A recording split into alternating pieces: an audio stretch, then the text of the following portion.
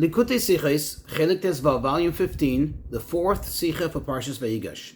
This Sicha is based on the two Rashis in the final pasuk of our Parsha. In this Sicha, the Rebbe will explain our ownership of the land of Goshen, in which the Bnei Yisrael settled when they arrived to Mitzrayim, to Egypt, and also the purpose of our being in Mitzrayim in general, and particularly in this land of Goshen. Just a few klalim, a few rules in Rashi that we're going to cover during the Sicha. Number one, we know that quite often, the pirush of the pshat, of the literal pashut meaning of the pasuk, could differ from that of the medrash or other sources. Another thing, a rule in Rashi, that the dibur hamaschil, the heading in Rashi, is very crucial to the question, to the answer, to the explanation that Rashi gives. Just for background, to familiarize ourselves, there was the bris ben hapsorim, literally the covenant of the pieces. That is, that Avrohom Avinu was told by Hashem already many years in advance that his descendants will be strangers, will be foreigners, be'eretz lo lahem, in a land that doesn't belong to them, and over there they're going to be afflicted, they're going to be enslaved, and afterwards they're going to leave b'rechush gadol, with great possession, meaning with great riches. As Chassidus explains, of course, that means they're going to leave with the sparks of holiness that they're going to manage to elevate from, and of course later it turns out to be Mitzrayim. So if you look in chapter 47, verse 23, that's the very last pasuk in our parsha, it says, Vayeshev Yisrael be'eretz Mitzrayim be'eretz Goshen, and Yisrael settled in the land of Mitzrayim, in the land of Goshen, Vayeochazu ba, which most translate to mean they acquired property in it, Vayifru, Vayirbu ma'od, they multiplied and they increased tremendously. Now, in this, there are two pirushim. What does it mean, Vayeochazu ba? That they held on to it, that they acquired it. So Rashi says, this is Miloshen Achuza. This comes from the etymology of the word Achuza, which means an estate, meaning that they acquired it, it belonged to them, it became theirs, or it was theirs. However, the Medrash says that this actually refers to the land, so to speak, that ha'aretz hoyso ichezes bahem, their land was kind of grabbing onto them, holding onto them, but the fesses and it was grabbing them, just like a person who is in a place against their will. Now, it's obvious why Rashi was, so to speak, forced to explain it not like the Medrash, because according to Pshat, if you look at the flow of the pasuk obviously is giving us a reason, is explaining to us how come they were Vayifru, Vayirbu ma'od, how they multiplied and they increased tremendously, how they were so successful there. So obviously it fits more in the Pshat to say Vayeochazu ba is that they acquired it, that they took ownership of it. However, as discussed many times, whenever there's more than one pirush on the same thing in the Torah, even if they, on the surface, they seem to be opposed to one another, still there has to be a intricate connection between them, to the point even that one complements each other.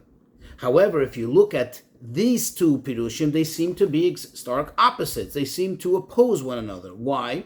Because according to the Pshat, according to the way Rashi explains it, it seems that the manner of their settlement in Goshen was a very pleasant one. It was a very good one, that the land was theirs. However, according to the Medrash, it's the opposite, that the land was kind of grabbing them, forcing them to be there, putting like a chokehold on them, which is obviously the opposite of settling in a place willingly and with desire. So the Rebbe says, to understand this, in other words, to reconcile the two and go back to the rule that the Rebbe brought, that typically there has to be a connection between the two to the point that they complement each other, when here it seems like they contradict each other. So first, let's take a visit to the first Rashi, to the prior Rashi in this very pasuk, and that will give us a better appreciation, understanding what this means when we say that they had the achuza, that they acquired it, and how the two pirushim of Rashi and the Medrash can come together. So in the previous Rashi, it says, and here is the dibur hamaskil, here's the heading, Vayeshev Yisrael be'eretz Mitzrayim. Rashi focuses on the words and quotes them that Yisrael settled in the land of Egypt. So Rashi explains, and he seems to be giving us kind of like the flow of the narrative of the pasuk. Rashi explains, Veheichon, and where, meaning where in Eretz Mitzrayim, Be'eretz Goshen, Shehim Eretz Mitzrayim, in the land of Goshen, which is part of the land of Egypt. Now, many Mefarshim explain the reason for why Rashi felt compelled to explain this, because really it would seem obvious.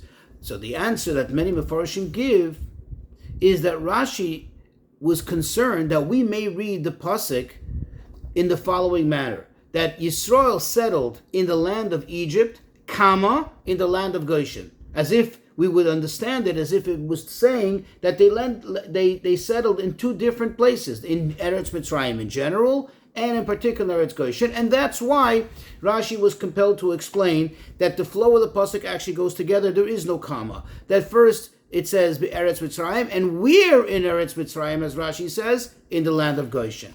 However, you can still ask several questions, says the Rebbe. Number one, why does Rashi have to add the words, quote, that Shehim Eretz Mitzrayim, that it is a very land? He could have just said, and we're in the land of Goshen. And it's obvious that it's in the land of Mitzrayim because it says it in the pasuk, as you say it, Eretz Mitzrayim, you said, and we're in the land of Goshen. So the land of Goshen is in Eretz Mitzrayim. Why does Rashi have to continue and emphasize that this is part of Eretz Mitzrayim?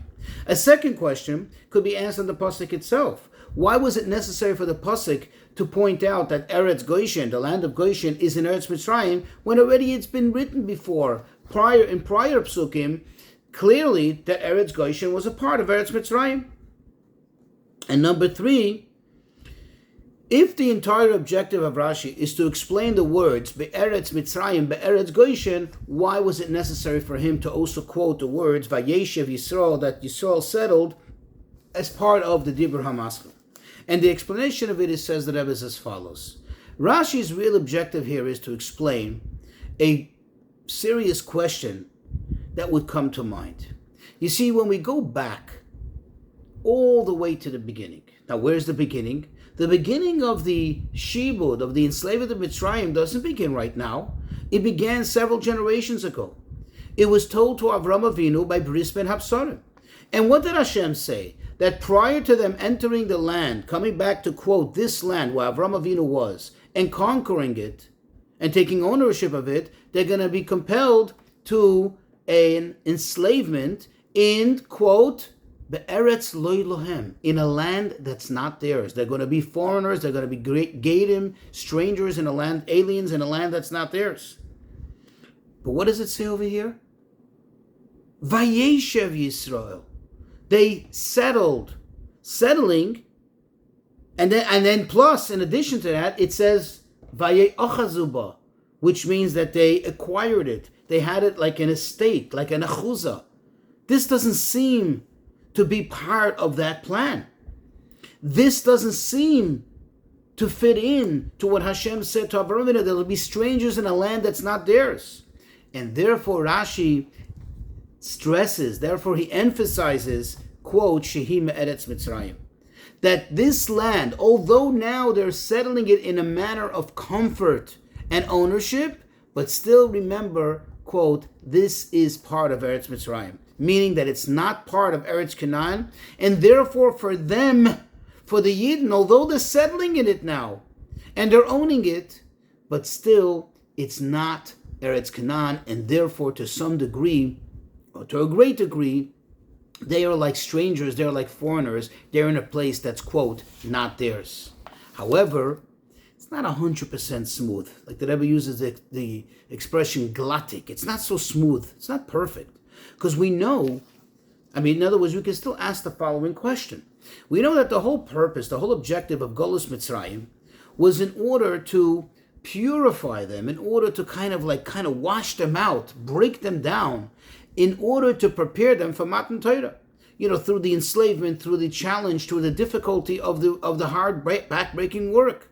And if so, the question is, how did this get accomplished by them living in Eretz Goshen? We know that from the minute they came down, the years, the times of their enslavement started to tick.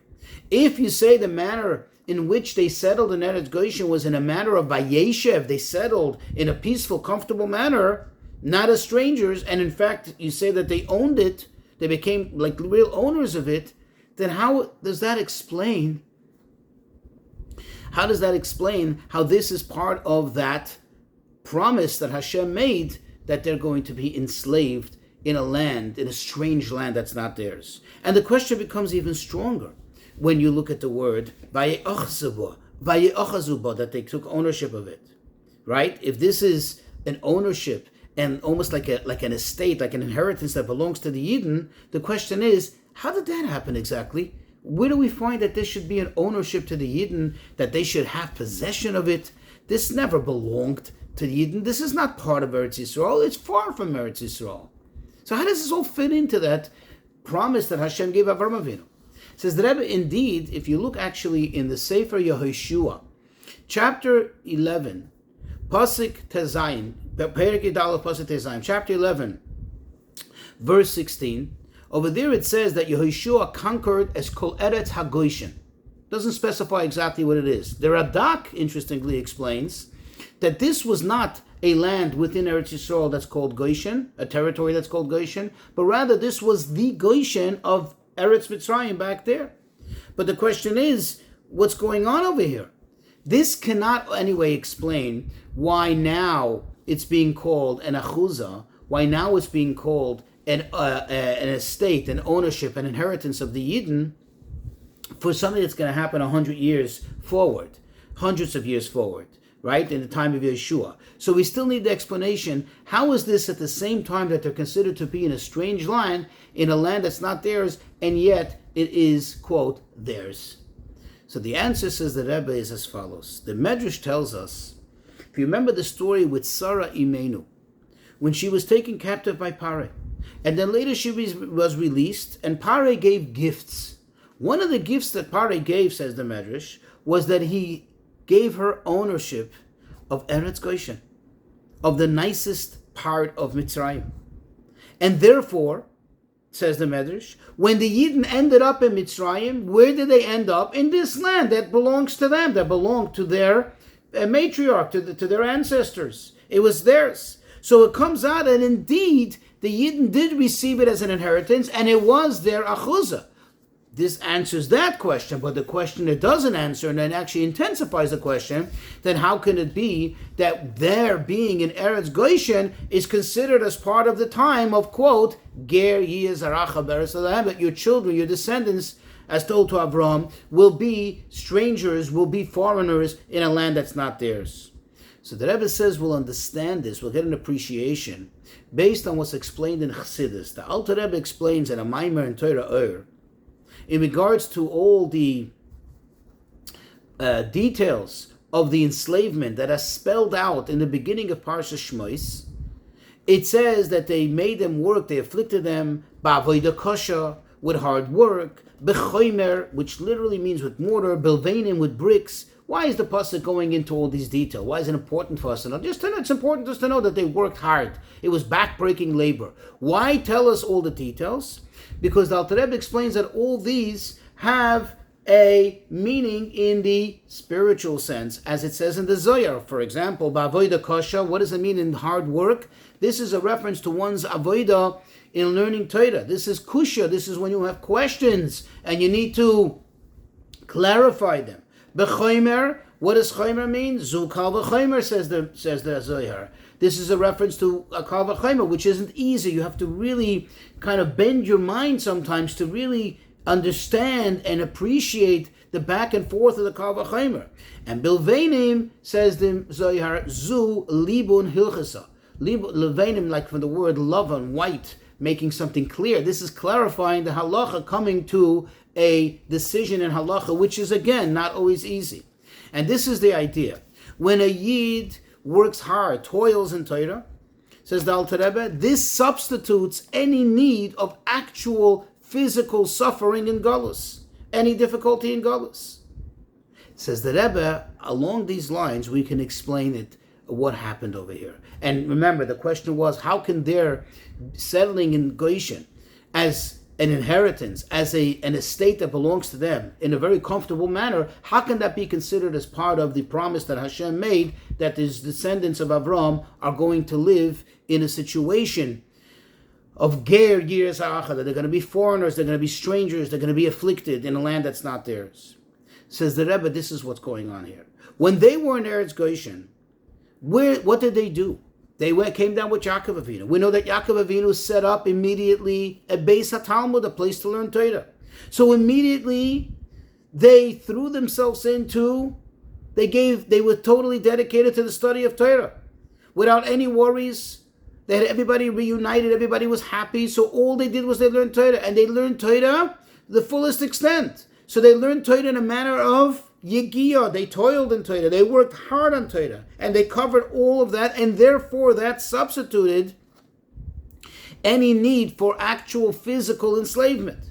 And by the way, this is hinted in what Rashi says, that it was Lashon Achuza, that they were in a place that they had as an estate, that they were not mamish in Galus. They didn't have to physically suffer in a strange land, but they were in a place that was recognized as theirs. The Galus is expressed in the hard work, so to speak, of learning Torah.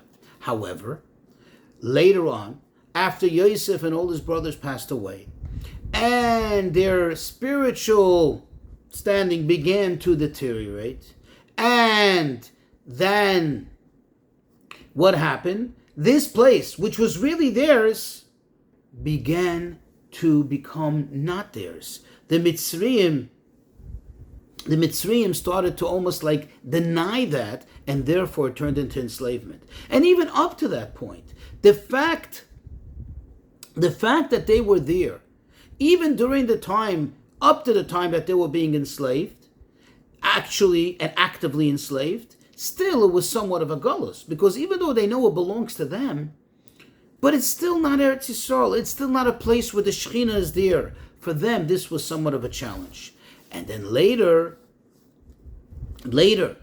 when after the like I said, after the passing of Yosef and his brothers, that's when it really kicked into the real literal type of galus that they felt, and which was all the way until the end, until they were freed from Mitzrayim, and that's where the shibud really took effect in the literal sense. So in short, up to the time that Yosef passed away, indeed it was in a pleasant manner, but it was substituted. The actual hardship of Golus was substituted for learning Torah, and the little pain that they had, feeling that, look, we're not in Eretz Yisrael, in a place that's under the constant presence, with the constant presence of the Shekhinah, that alone was enough to be counted as Galus. And later, after Yosef and his brothers passed away, it turned into the literal Galus as we know it. And this is what Rashi has in mind. This is what Rashi is pointing out when he says, Vayeshev Yisrael be'eretz Mitzrayim, v'heichan, and where? Be'eretz Goshen, shehi meretz Mitzrayim. That true, in the beginning it was indeed Eretz Goshen. But later it turned out, and it proved, that even though it's Eretz Goshen, but it's still Shehi Me'eretz Mitzrayim, it still is from the land of Mitzrayim, which ended up being, and in Goshen itself ended up being, the most difficult place for them later as the situation deteriorated. And now we can appreciate the connection between the two Pirushim, between Rashi and the Medrash. You see, true that now, the settling in Eretz Goshen is in a matter of pleasantness, in a manner of achuzah. It's like a state, it belongs to them. But afterwards, however, what came out? What proved itself? That this place, not that they were in possession of it, but it became in possession of them. It became a bad place for them. It became a detrimental place to be for them. The possibility for that already began now. And that's how Rashi connects to the Medrash. That means in the revealed manner, it was like Rashi says right now. But in a concealed manner, meaning what was lurking beneath the surface, is what's going to happen later, and that's what the Medrash is alluding to. Now we can also look back the other way, how the Medrash connects to Rashi. You see, what is the whole purpose of Shibud Mitzrayim? What is the whole purpose of the enslaved Mitzrayim? That they should elevate the sparks of holiness that were found there in Mitzrayim. What makes and take possession of the holy sparks and bring it out from Mitzrayim. And as it says, they're going out afterwards. They're going to leave with great riches. What is the riches? As we said in the introduction, the riches is a reference to the sparks of holiness. This is how the Medrash, who says that Vayigash means that it took grab of them, it caught them in its web, so to speak. This is how it connects to the Pirush in Rashi, Vayigash meloshen achuza, that they took possession of it, that they inherited it. This is a reference to inheriting the sparks of holiness.